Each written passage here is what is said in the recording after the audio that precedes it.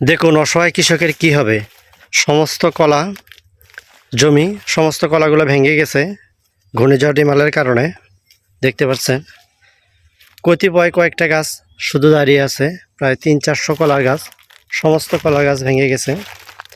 দেখেন একটা কলার জমি চাষ করতে কতটা পরিশ্রম করতে হয়, তিলে তিলে প্রত্যেকটা গাছ সার পানি সব কিছু দিয়ে যত্ন সহকারে বড় করতে হয়। দেখেন আর কিছুদিন গেলে এগুলো কলা বিক্রি করার উপযোগী হইতো। দেখতে পাচ্ছেন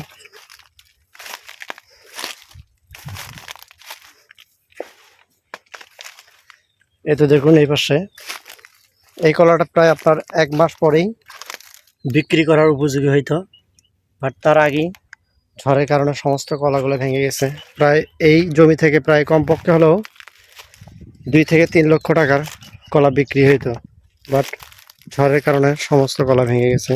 দেখুন আল্লাহ ছাড়া এগুলো রক্ষা করার কেউই নেই।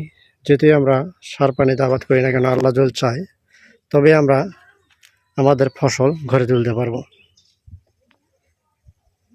আপনারা দেখতে পাচ্ছেন।